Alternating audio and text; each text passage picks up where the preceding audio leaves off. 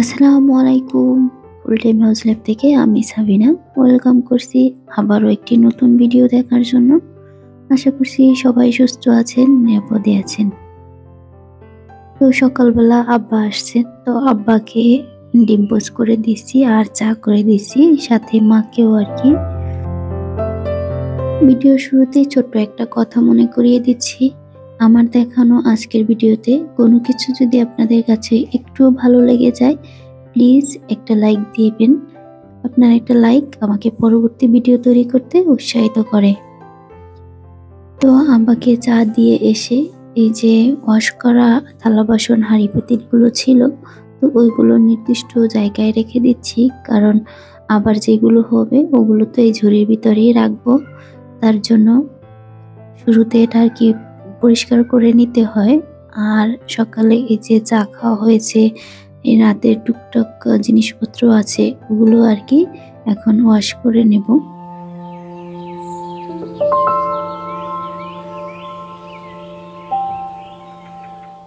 যারা প্রথমবারের মতো আমাকে দেখছেন, আপনাদের কাছে যদি লাইফস্টাইল ভিডিও দেখতে ভালো লাগে, আমার মতো সাধারণ সাদামাটা জীবনযাপন, আপনি চাইলেই আমার চ্যানেলটি সাবস্ক্রাইব করে আমার পাশেই থেকে যেতে পারেন।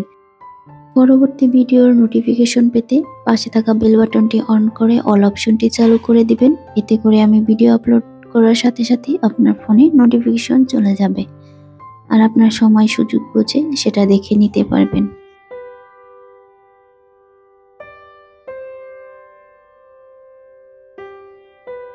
থালা বাসনগুলো তো ধোয়া হয়ে গেছে, এখন ভাতটা বসিয়ে দেব। একটা সময় ছিল যে এই কাজটার পরে এই কাজটা করতে হবে, এখন আর ওইভাবে ধরা বাঁধা কোনো নিয়ম নেই। যখন যেভাবে সুযোগ হয় ওইভাবেই করে নেই। এটা মানিয়ে নিয়েছি।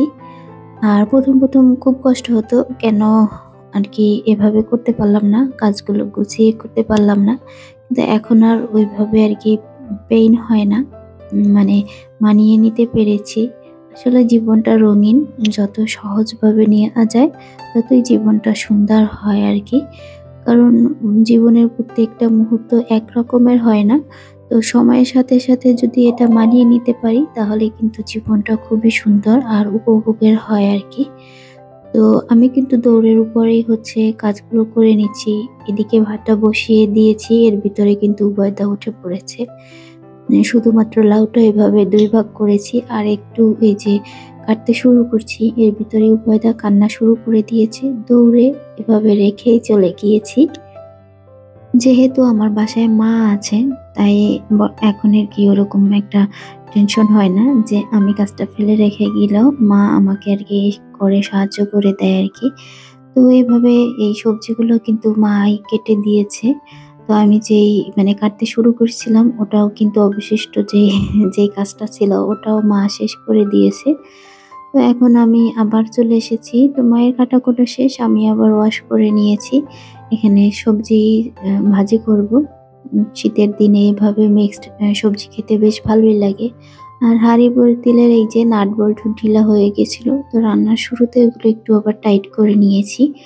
তো এখানে এই যে মূলো, গাজর, আলু আর লাউয়ের খোসা ওইটা নিয়েছি, একত্রে মিক্সড একটা আর কি ভাজি করব। শীতের দিনে সব ধরনের খাবার টেস্ট বেড়ে যায়।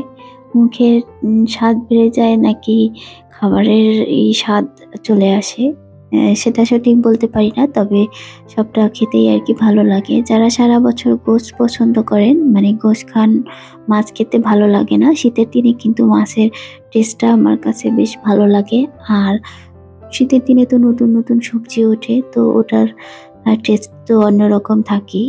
শীতের দিনে আর কি সারা বছরে যেই পরিমাণ সবজি খাওয়া হয়, শীতের এই কয়েক মাসে কিন্তু সারা বছরটা একবারই খাওয়া হয়। আমার কাছে মনে হয়, আমার কাছে খেতে বেশ ভালো লাগে। তাই প্রত্যেক দিনই এভাবে সবজির আইটেম থাকে।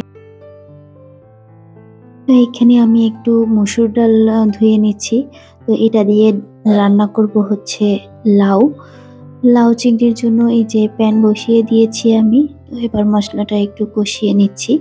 তো সাথে একটু চিংড়ি মাছও দিব। আর এদিকে কিন্তু ভাত রান্নাও হয়ে গিয়েছে। তো চিংড়ি মাছ, ডাল দিয়ে লাউ রান্না করব। লাউটাও খেতে কিন্তু ভালো লাগে। লাউটা আমি একেক দিন একেকভাবে রান্না করি। সেটা তো হয়তো আপনারা ভিডিও দেখেই যারা আমাকে প্রতিদিন দেখেন, তারা তো বুঝতে পেরেছেন। কোনোদিন চিংড়ি মাছ দিয়ে, কোনোদিন গোশ দিয়ে, কোনোদিন বা ডিম দিয়ে এভাবেই রান্না করি। অনেক সময় ফোড়ন ব্যবহার করি। তো একেক দিন একেকবার একেক রকমের রান্না করলে কোনো খাবারই মনে হয় আমার কাছে বিরক্তি আসে না। মানে কোনো খাবারই যাতে আ অরুচি না আসে, উম তার জন্য আমি এভাবে রান্না করে থাকি। এই তো কথা বলতে, বলতে এদিকে ভাজিটা হয়ে গিয়েছে। আর এখানে ডালটা আমি ১ম এ আরকি কষিয়ে নিয়েছি। প্রায় হাফ সিদ্ধর বেশি সিদ্ধ করে নিয়েছি। এবারে হচ্ছে লাউটা দিয়ে লাউ থেকে যে পানি ছাড়বে ওটা থেকেই আমি লাউটা রান্না কমপ্লিট করব। আর হচ্ছে ডালটা আগে দিয়েছি যাতে আরকি ওটা গলে ঘন হয়ে যায় ঝোলটা আরকি। আর এদিকে মা ঝিঙ্গা আরকি কেটে দিচ্ছে, এটা কাটা হয়নি। তো তাই এটা কেটে দিচ্ছে। ঝিঙ্গা রান্না করব চিংড়ি মাছ দিয়ে। আর লাল শাকও আছে, ওটাও রান্না করব। তারপরে এইতে আমার লাউ চিংড়ি হয়ে গেছে। লাউ চিংড়ি ডাল আরকি। ওটা হয়ে গেছে। আর বাড়তি যা কিছু থালা বাসন হয়েছিল ওগুলো ওয়াশ করে নিয়েছি। ডাইনিং টেবিলের উপরে এই সেলফটায় এই যে গাছগুলো রেখেছি, এখানে কিন্তু বেশি গাছগুলোতে পানি দেয়া লাগে না। এই গাছগুলোতে এমনিতেই সপ্তাহখানেক পর একটু পানি দিলে হয়। গরমের দিনে একটু বেশি দেওয়া লাগে। আর এখন তো শীত, ফ্যান-ট্যান চলে না, তাই পানিও ওভাবে শুকায় না। তাই কয়েকদিন পর পরে আরকি পানি না দিয়ে আমি একবারে ওদেরকে গোসল করিয়ে দেই। আর এই তো ঝিঙ্গাটা একটু নেড়েচেড়ে দিলাম। আর পাশে হচ্ছে এই তো গাছগুলো আমি সুন্দর করে গোসল করিয়ে দিচ্ছি আরকি।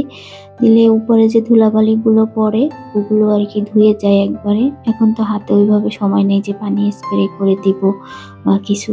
তাই একবারেই হচ্ছে আমি এভাবে ওয়াশ করে দেই। তো ওদিকে মা লাল শাকগুলো কেটে নিয়েছে। দেখলাম আজকে যেই তরকারি রান্না হয়েছে এতেই সারাদিনের রান্না হয়ে যাবে। তাই আজকে লাল শাকটা আর রান্না করব না, ভাপিয়ে রেখে দিব। তাই ধোয়ার জন্য আমি একটু পানিতে ভিজিয়ে রাখছি সিঙ্কের ভিতরে। এতে করে ওর সাথে যে বালুগুলো থাকে ওগুলো কিন্তু খুব সহজেই আরকি ছেড়ে আসে।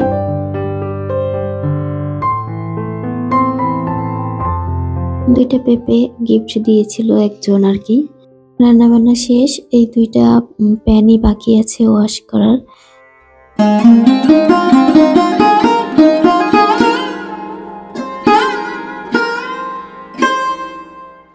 সকালের খাবার খেয়ে এই তো দোতলায় চলে আসলাম।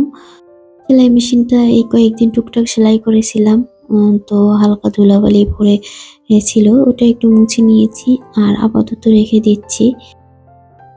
ওয়েদারে যে ওয়েট টিস্যু গুলো ব্যবহার করি, তো ওটা আবার আনার পরে আমি ট্যাপের পানি দিয়ে সুন্দর করে ওয়াশ করে নিই। মানে ট্যাপের নিচে রেখে চেপে পানিগুলো ফেলে দেই আর তারপরে ব্যবহার করি। তা না হলে দেখা যায় যে র‍্যাশ ওঠে। তো ওইটার সাথে যে মেডিসিন থাকে ওটা আরকি ওর শরীরে হয়তো স্যুট করে না। আব্দুল্লাহর সময় ওইটা দেখেছি। আব্দুল্লাহর সময় এভাবে ব্যবহার করেছি। আলহামদুলিল্লাহ কোনো সমস্যা হয় নাই। আর এখনো এভাবেই ব্যবহার করছি। আর এটা ছিল সন্ধ্যার পরে নাস্তায় নুডলস গুলো আমি হাতেই বানিয়েছিলাম। হাতের তৈরি খাবার খেতেই আমার কাছে বেশ ভালো লাগে। আর আজকের মতো এখান থেকেই বিদায় নিচ্ছি। সবাই সুস্থ থাকবেন, নিরাপদে থাকবেন। আল্লাহ হাফেজ।